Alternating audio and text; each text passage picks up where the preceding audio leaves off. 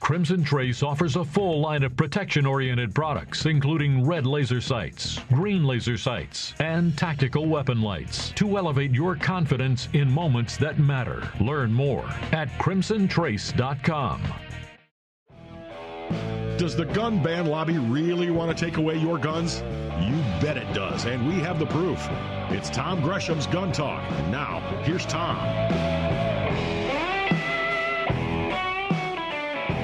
All right, back with you. Tom Gresham here. 866-TALK-GUN will get you in here. We're talking about the 20 in 2020 effort. That's where I ask you to donate 20 minutes of your time a day as we head toward the 2020 election. If each of us, all the gun owners, put in 20 minutes a day, getting informed, going online, sending emails, making calls, talking to your buddies, showing up, whether it's at a city council meeting or the state legislature, just getting involved. We make a difference. We show up. We don't have Bloomberg's billions, but we do have millions of us, tens of millions of us. And putting all that together, I know it doesn't sound like a lot, but it is a lot. And it really works, and it really makes a difference. And so I'm just asking everybody, make a commitment. Everybody always says, well, what can I do? You know, or no, actually what they usually say is, well, what's the NRA doing? Like, well, come on. You can't depend upon anybody else, especially not this year. You got to do it yourself. Along those lines, we're always looking for, who are the good candidates? Who can I support? People ask me all the time, who would be somebody good? I got somebody for you. Joining us right now, Sandra Atkinson joins us from Florida. Sandra, thank you so much for joining us. Oh, it's my pleasure. All right, so first of all, you're running for what? The Florida House Representative District 4, which is North Florida. Basically, it's Okaloosa County. Okay, for those who might know where Destin, Florida is, we're talking Destin and North, that area right in there. Correct. Okay, so you're running for the state legislature, Florida legislature, but you are not a stranger to the political process, right? No, I'm a twice elected Okaloosa County Republican State Committee woman. Okay, so you know how this process works, but right now you're fighting your way through the primary. So what's going on? I mean, who are you running against? And, you know, kind of give us the lay of the land, if you would. Well, we have 4 candidates in this. Well, we had 3, but then another one jumped from another race and changed his mind and jumped into this race. Ah. But we have 3 other candidates. One's a retired judge, and as we all know, judges' records are sealed for security reasons, so we have no idea how he thinks in regards to the Second Amendment. Oh. I mean, he's a Republican, so I would assume that, you know, he supports the Second Amendment. Then we have another gentleman who hasn't really been politically active at all. He just kind of pops up around election season and supports various candidates, or he'll run for an office and lose and then run again. And then we have another gentleman who's very wealthy, just moved here recently, and he's complaining because the little people, the grassroots aren't supporting him financially. He says on a Facebook forum, well, if you're not going to support a Second Amendment candidate, then I don't have time for you. I'm going to leave this forum because I have a race to win. Oh, geez. So if I had $1 million, I wouldn't be asking people to give me $20.20 when they're living paycheck to paycheck. Yeah, no kidding. And then there's me. You also said something about, you know, you got a guy who's a Republican, so he should be good on Second Amendment. But unfortunately, we have seen in Florida, not all Republicans are good on the Second Amendment. Yeah, and, you know, he's a retired judge. And so a lot of the elected officials, the sheriffs, you know, they all kind of work together. They're, you know, kind of in bed together, so to speak, because they've worked together. But I have tremendous amount of support from the grassroots people. And we all know that grassroots is what wins elections. So I have that on my side. I'm just a regular, I'm honorably discharged, decorated Army veteran. I'm a Christian, pro-life business owner. You know, I've signed the front and back of a paycheck. You know, so I know what it's like to be the regular Joe on the street, just struggling to survive. And especially me being a veteran, I know what it feels like to be in a country, and I've seen what it's like when you have your rights taken away. And I don't want our country to turn into a Venezuela or any of those other countries where they have no Second Amendment rights. You're also a hardcore Second Amendment supporter. Yes, I recently got appointed to the Republican Party of Florida Second Amendment Committee as the chairman. I'm a lifetime member of, yes. Unfortunately, our chairman passed away suddenly, and I spoke with our party chairman, and he appointed me, basically promoted me to chairman. So that just happened in August. So I'm going to see what I can do with that to promote the Second Amendment and our rights. Okay, so obviously, people may not know, in Florida, you kind of got North and South Florida, and it's almost like two different countries in some ways. And I mean, and that's just the reality of it. And there are forces in Florida who are trying to get more gun control laws passed, and unfortunately, some of the Republicans have been pretty weak or been willing to cave on some of that stuff. And so tell people who might be interested, what's your position on Second Amendment and things like red flag laws, universal background checks? Well, when Governor Scott was in office, unfortunately, the SB 7026 was passed, and we know that that was a total infringement on many rights, the First through the Fifth Amendment, the 10th, the 14th. I spoke with Governor DeSantis at a meet and greet recently, and he said he never would have signed that bill. That was the easy way out for the Republicans, and they should have never done that because the guns are not the problem.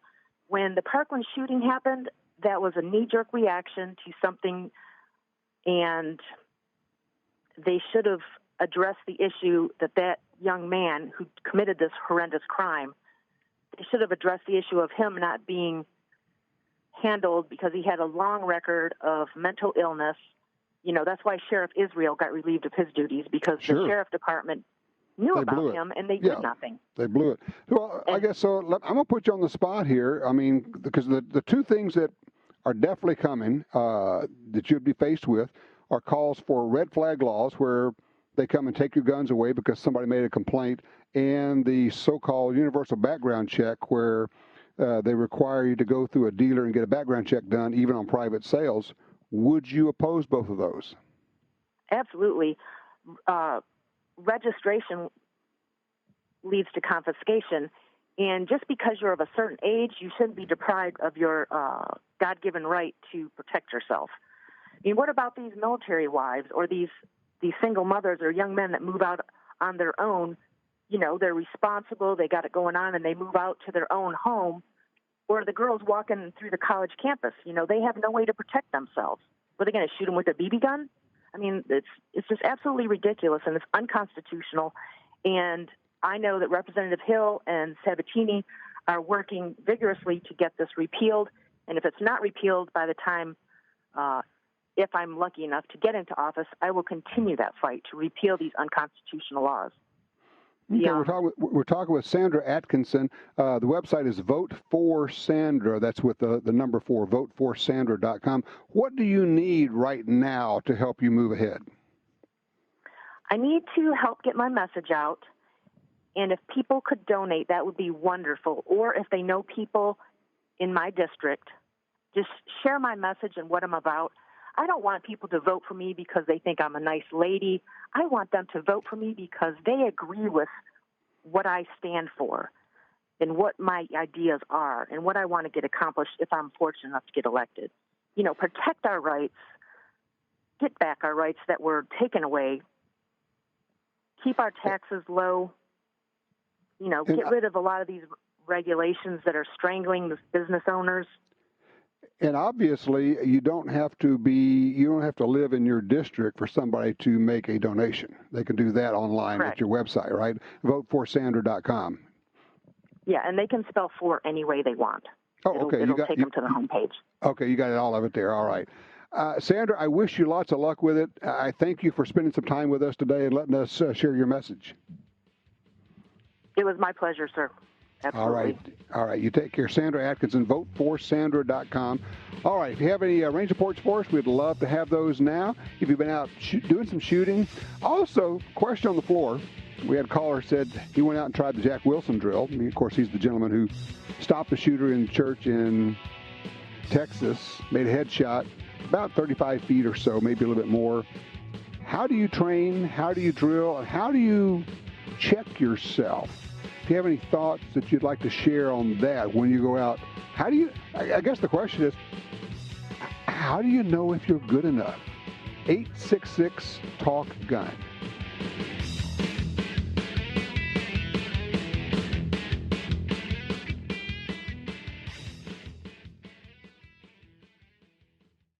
When the U.S. military's elite units and law enforcement agencies across the globe demanded innovation and reliability, they didn't settle. They chose Sig Sauer. When world champion professional shooters demanded precision accuracy, they didn't settle. They chose Sig Sauer. So it's no surprise more and more civilian gun owners are refusing to settle for anything less. They're choosing Sig Sauer firearms, ammunition, electro-optics, suppressors, air guns, and training. Sig Sauer. Never settle. Mental health and guns. At Walk the Talk America, we are working with both the mental health community and the gun industry.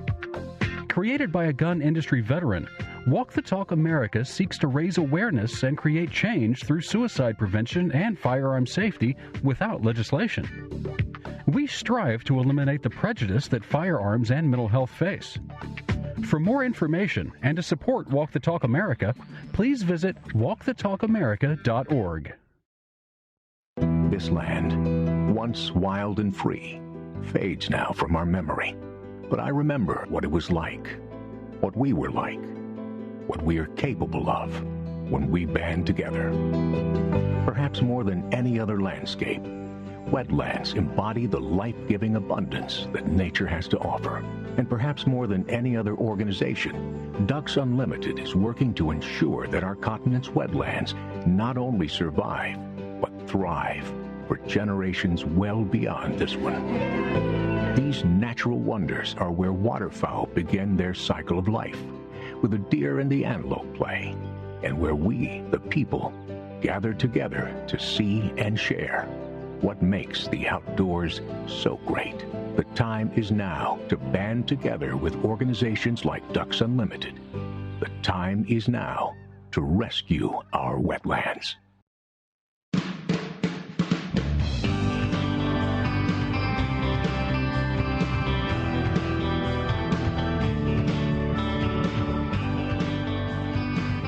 $866-TALK-GUN is our number here if you'd like to join us. If you have something to offer, you know what, if you've just stumbled upon this and you're thinking, wow, guns, I really don't like guns. Okay, I'll give you the floor. If you've got a problem with this or something I'm saying, I'll get out of the way. Look, we don't shout people down and we don't cut you off. I mean, we have time limits on what we can do. That's just the business. But you're certainly welcome here, and I'd like to know why. I honestly really would. People say, I hate guns. I don't understand that and would like to understand it. So our number is 866-TALK-GUN. People say, well, I would never have a gun in my home. I go, really? Okay. Well, what are you going to do if somebody breaks into your home? Well, I'm going to call 911, call the police. It's their job. Okay, so you say it's not your job. No, it's not my job. It's not your job. It's the police's job. Okay, good. So you would never have a gun in your home. No, of course not. What do you think the cops are going to do? When they come in, they're going to have a gun. That's going to be the first thing that goes through the door. Well, that's different. They're trained. Really? So would you have a fire extinguisher? Or do you think we ought to not have fire extinguishers because that's not our job and we have the fire department? I don't know. There's a logic there that it's hard for me to find the handle on. The whole, that's not your job. Well, I mean, that's what Michael Bloomberg is saying. It's just about Jack Wilson saving those people in that church. Shot that guy who was in the process of killing people.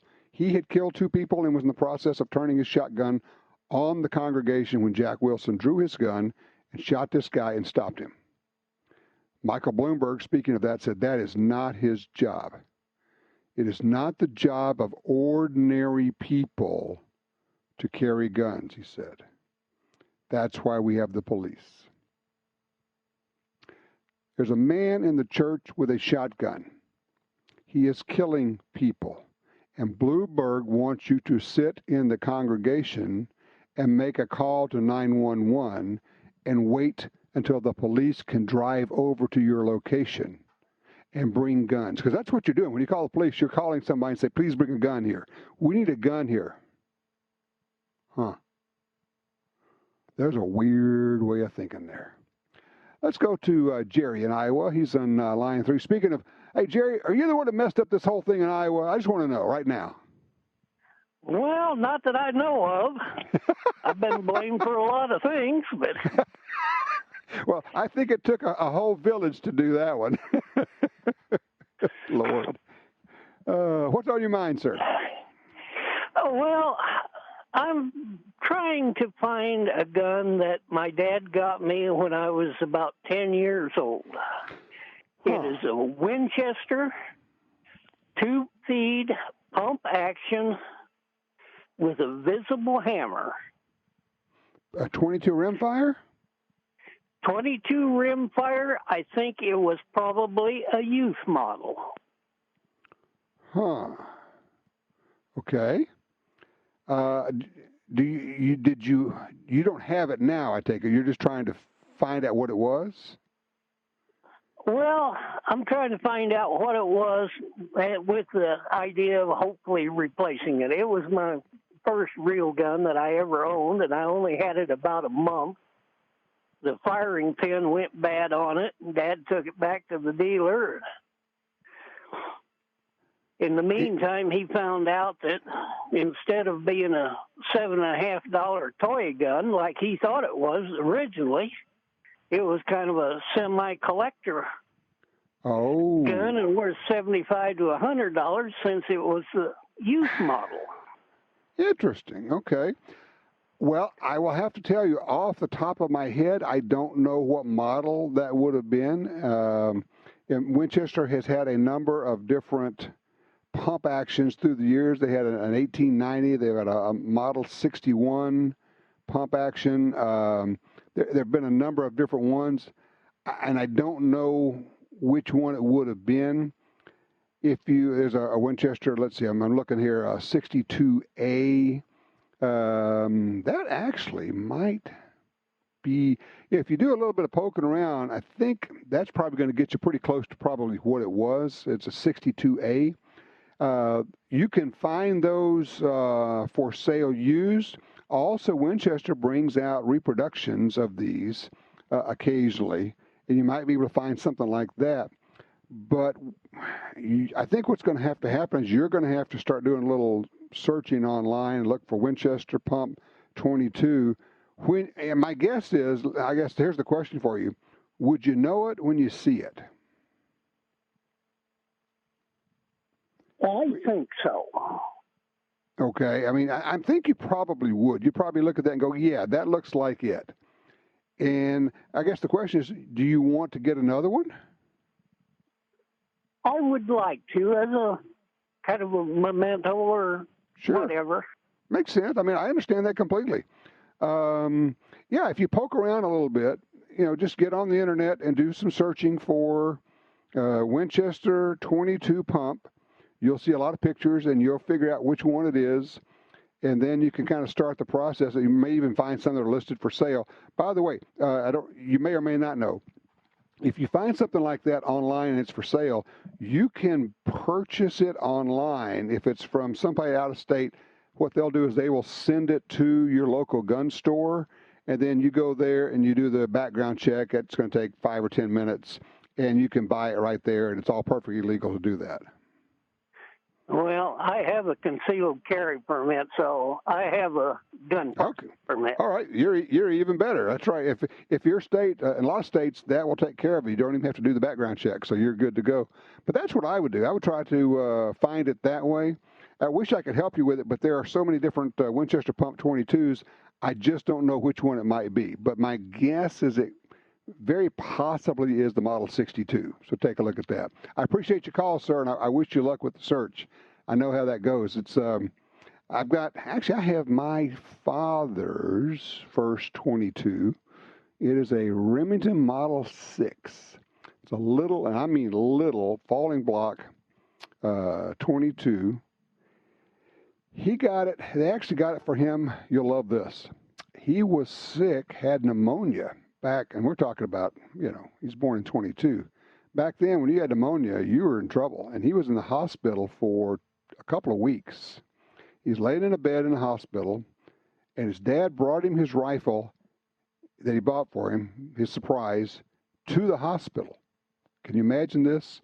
So he has his 22 rifle in the hospital, this kid, and I don't know what he was, 8, 9 years old. And he said he just about wore out the firing pin, dry firing it at everything in the room. So he's cocking the hammer and snapping it and aiming at everything in the room from his hospital bed. Don't you just love that he could do that? Now, this is, of course, my dad, when he went to school, he would take a gun with him to school and put it in the coat closet. And then on the way home, he could hunt with it on the way home in the afternoon. So he would carry his gun to school, leave it in the closet there with ammo. Of course, there were no school shootings. And then hunt with it on the way home. Now, of course, I don't know, you'd have a SWAT team turn out or something. It'd be crazy. But I've been thinking about, and maybe you can help me, how best to display or honor that little short 22 rifle of my dad's, little Remington Model 6. I mean, it's a little short thing. And I'm thinking, I don't know if they should put it on a plaque, should put it in a shadow box, or just save it and maybe let that be the first 22 that my grandchildren shoot. I don't know. I'm looking for ideas on that. Of course, there's nothing to say you couldn't do both. You could display it and still make it available for them to shoot. It wouldn't be like the gun they would use a lot, because I think actually both of the granddaughters are getting Ruger Precision rimfires, which is a really nice rifle. It's a great way to go. And they come in colors, so they got to pick which color they want, both of the girls. So that'd be fun. But it would be fun for them to shoot their great-grandfather's rifle, at least a little bit, get started. If you have any thoughts on that, suggestions, 866-TALK-GUN. I'm Tom Gresham, and this is Gun Talk.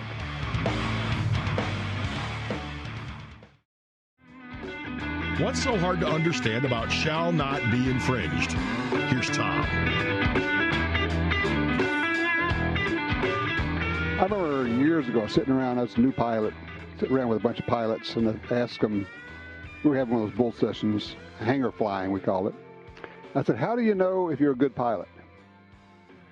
They all kind of stopped, looked at each other. My point was, if you don't fly with other people a lot, you just fly. You don't know. If you don't shoot with other people, if you don't compete, you don't know. Let's go talk to Joe. He's in Shreveport, Louisiana on 5. Hey, Joe, we're thinking about that same thing, huh? Hey, Tom. Yeah, I just wanted to applaud that guy also that called in and recognized his deficits. And it reminded me of a course I took at Paul Howe's CSAT in Nacogdoches, Texas, one year. Right. And as you're driving into his range, there's a little sign on a post there that says, check egos here. And, man, through my years of shooting, I have recognized how important that is. If you're ever going to improve, you have to check your ego. And there are a lot of big egos on the gun range. There are, because for a lot of us, much of our self-image comes from, hey, I'm a gun guy or a gun gal, and I've been shooting all my life, and I'm pretty good. And, it's kind of it's how we see ourselves, a lot of our self-image. And it's difficult to admit, I'm just not as good as, one, as I thought I was, but also, two, I'm not as good as I know I need to be. I want to stop you for a second, though, because you mentioned Paul Howe and CSAT. It's in Nacogdoches, Texas. It's a place not a lot of people know about, but it is one of the premier training facilities, and he is one of the premier trainers in the United States. You talk about a guy who's, been there, done that. He was in the middle of Black Hawk Down, the whole deal in Somalia. How did you find him in the first place? Just the consummate professional. I mean, just as genuine and helpful as you could ask him to be. And yet here's a guy who, could kill you in 30 different ways in 2 seconds. But he's courteous. He's professional. He's helpful. Yep. he's just all you would ask, and of course knowledgeable. I mean, he's the cream of the crop. So absolutely, and your point of check your ego here. If you're going into a class, if you're going to go get some training, and you're carrying ego, which ego means resistance to learning, you're wasting money. Oh, you are. Absolutely. You have got, it reminds me of the other thing to consider and that is you got to train to your weaknesses, not train to your strengths. We mostly all want to train to our strengths, as you've said before, and you've got to start looking at where your deficits are and humble yourself.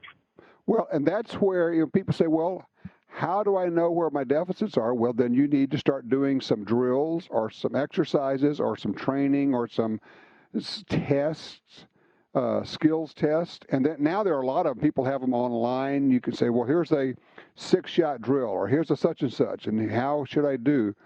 And that's all well and good, but honestly, if you go spend a day or two with somebody like Paul Howe or one of these good trainers that we have all around the country, they're going to have the drills. They're going to have the thing that says, okay, let's start. Let me tell you, let me share a story with you here. About 3 months ago, I signed up for a one-day class. It's supposed to be 5 of us in there. Everybody else flaked out, so it ended up being just me. I thought, okay, this will be good. Same deal. I walk in thinking, hey, I've been shooting a lot. I'm pretty decent. And the first thing they did is they gave us regular tombstone-type man-sized or man-shaped targets, but they are 1/3 or 1/4 the size of a person. And we start at 25 yards with pistols. And we're talking about itty-bitty targets at 25 yards. Yeah, they got my attention real fast. I am not as good as I thought I was, and I am definitely not as good as I need to be. So, Joe, you make a good point. And yeah, we need to take pride. You know what we need to do? If you want to have an ego in the fact that you're willing to learn. And say, I'm proud of the fact that I don't know a lot, and I'm willing to say that. That's going to help you. Joe, thank you so much for the call. I appreciate that. Ron, line 3, out of Arkansas. What's on your mind, sir? Well, I have a kind of a 2-part question concerning 22 mags. Why more manufacturers don't make 22 mag in semi-automatic. Now, I know Kel-Tec does, and it's rather a large gun. I have 2 small Berettas, Model 21, and I was just wondering, why couldn't they use that and make a 22 mag out of that, and why more manufacturers don't make 22 semi-automatic rifles? There are some, but you're right, there are not a lot. I don't think there's a lot of demand. I think the price of ammunition makes people think, well, I'll just get a 22 rimfire. And then when it comes to rifles, they now are looking at it and saying, I can get the 17 HMR, and that's a better cartridge than the 22 Magnum. At least a lot of people think so. It certainly is more accurate. And so they would rather go that direction. I think the 22 Magnum just suffers from, 1, the price of ammo, and 2, we've got some competition that it never had before in the form of the 17 HMR. Yes. I don't know if the 17, though, is cheaper per round than the mag is. No, it's not. It just performs better. Been around the block a couple of times, and the 22 mag has always been what I've gone to. Up here we have lots of critters, especially armadillos, tearing up my pastures. And I have a Remington Model 66, which must be 50 years old, which doesn't have the horsepower to get it done at anything other than 25 yards. And I thought, well, geez, why not a 22 mag? And just, like I say, there's almost nobody, at least I haven't found, that makes the semi-automatic rifle. Now, bolt action, you can find a lot, but if you're after a armadillo running away from you, you don't have time to work the action. Yeah. Yeah, I know what you're saying. And you haven't had fun till you shot armadillos. I'm just going to tell you, a lot of people are missing out on that. They just don't understand about possums on the half shell and how much fun those things are. So I'm with you. And I agree. And look, and armadillos are hard to stop, and a 22 rimfire is not it. A 22 Magnum is barely enough. So I agree with you. Tell you what we'll do. We'll put out the call. If anybody has some ideas on good 22 Magnum semi-autos, give me a holler. Let me know what you're shooting and what you think would be worthwhile to take a look at. We appreciate that. And thank you for the call, sir. I appreciate that. Keep after those armadillos. They will tear up your lawn and your gardens and everything else. They are a mess. 866-TALK-GUN. Be right back.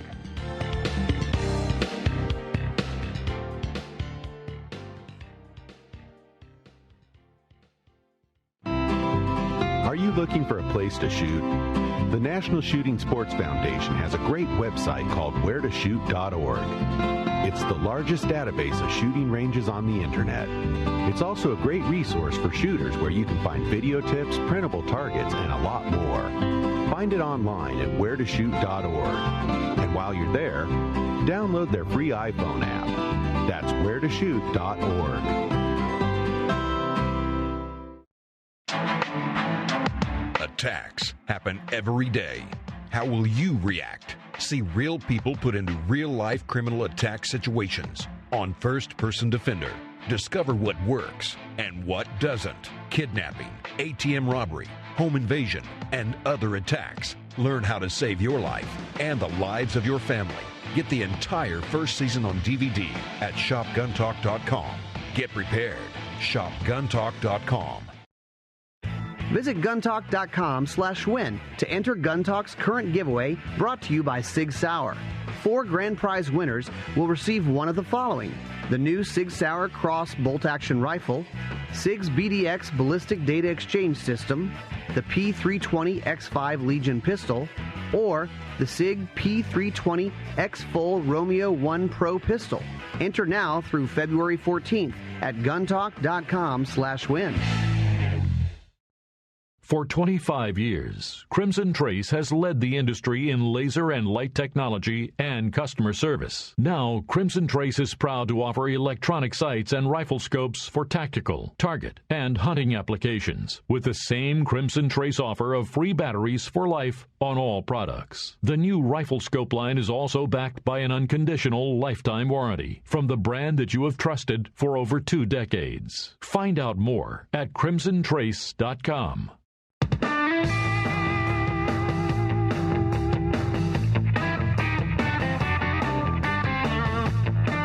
Another reason we shoot the armadillos, they can carry leprosy.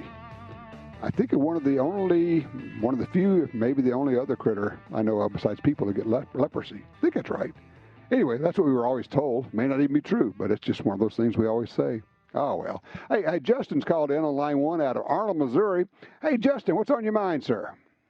Well, I have a major complaint and an attaboy to give here. Okay. So, as we all know, tax season is gun season. Because, hey, why not? If you're going to get a rebate, you might as well use it to buy a gun, right? Yeah. Okay. And then go buy guns. Okay. Well, I have been trying to find that mid-sized pistol for a couple months now, looking around ahead of time. And my carry gun since last December, I've been carrying just over a year, has been the P365. Okay. And SIG did such a great job engineering a small and very shootable, concealable pistol that a 12 to 15 round capacity double stack handgun seems huge. And so that's where my complaint is, because now I'm having trouble. Cause I used to hide a 12 rounder all the time. It was no problem. But now my thought has gone to the point of, if I can shoot a 10 round flush mag, stack and a half, I mean, So either way, they did an awesome job with that. I can help you. Get the 12 round mag for the P365. Now you got 13, you got 12 plus 1. It makes it shoot better. It carries just as easily. And that's all I went ahead and bought. I think I got either 5 or 6 mags, 12 round mags for the P365. It makes it just a sweet, sweet gun. I think it shoots even better. And now you got 13 plus, 13 in that one, and then 12 in the other carry mag you have with you. Oh yeah. Well, I've been eyeballing the XL since they came out. I think I might have gone that route for that medium-sized pistol. But then also I'd like to compliment Browning on their scaled-down 1911 in 380. Isn't that something? I'm sorry? That is really something, what they did with that, isn't it? Yes, and I'll tell you what, for somebody, because my girlfriend just got into shooting. When she met me, she got into shooting. She really enjoyed it. And she's always had trouble trying to find that comfortable pistol to shoot, other than a 22. And we went to a local gun range, and they had their Browning 1911 on the rack to rent. And I'll tell you what, in a 3.5-inch or even the 4.25-inch barrel, that 380 within a box of ammo, she was shooting 2-inch groups within 10 yards. Wow. And yeah. So I'm telling my buddies I'm thinking about getting her one, and they're all telling me if she shoots it well, don't get it for her. She's mad at you.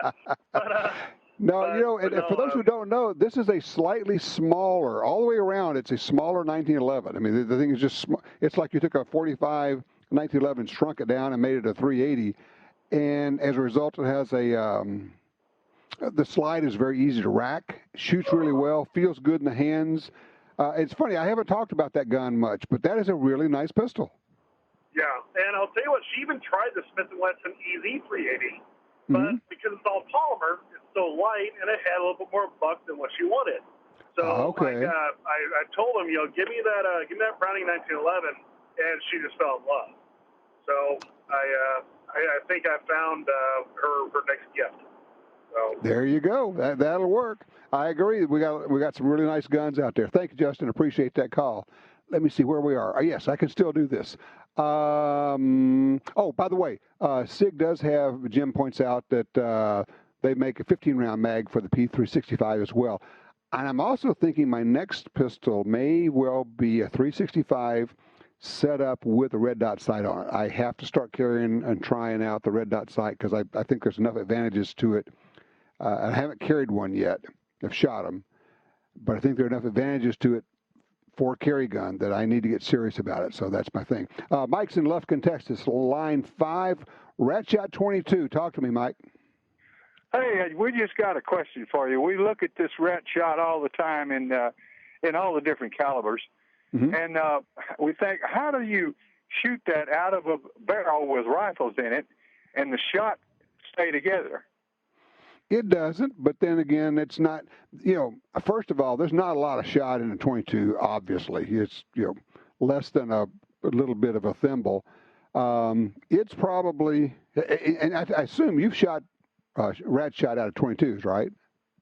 Well, when I was a kid, but we were looking at 38 and 357 and all that, they come in that. Yeah. The pattern spreads out, and you don't have a whole lot of range. I mean, we're talking 10 feet, not yards. 10 feet would be the effective range for any of those. But for snakes or for small critters, it works just fine. But no, you're right. You shoot them through a rifle barrel, that doesn't help. But also, just the fact that you don't have a whole lot of shot in there is very limiting as well. At the same time, I got to say, they're very cool and fun to do. And if you get some of them, take them out to the range, especially if you could put some balloons or something like that out there, let the kids shoot those, shooting rat shot. It's just fun. It's one of those deals that it just helps them, hit stuff, which is, hitting makes shooting fun. Duh. Hello. 866 Talk Gun is the magic number here. I'm Tom Gresham. You're listening to Gun Talk.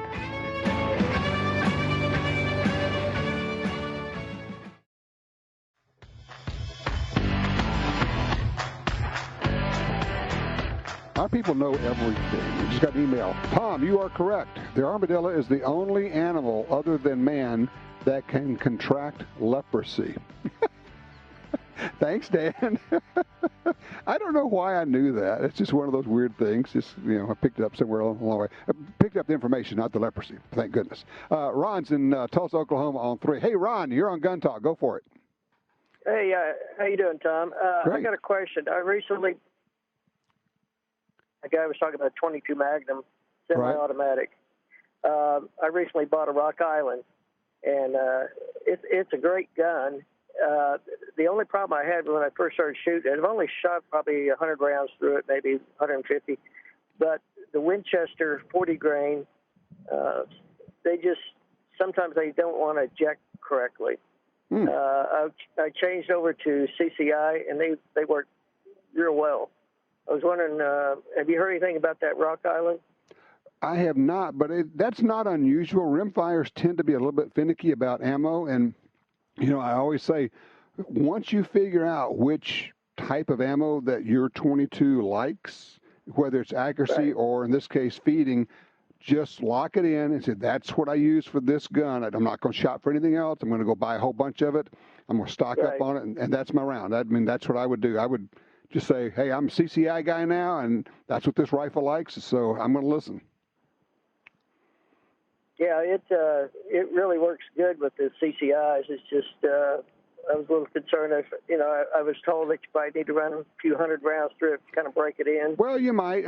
Shoot it a bunch and see, and you could try something else. But once you find something that works with it, if the ammo is accurate and it functions, there's really, in my book, there's just no reason to look any further. Look, I appreciate the call, sir. I do want to mention here, we were talking about the 22 Magnum semi-autos.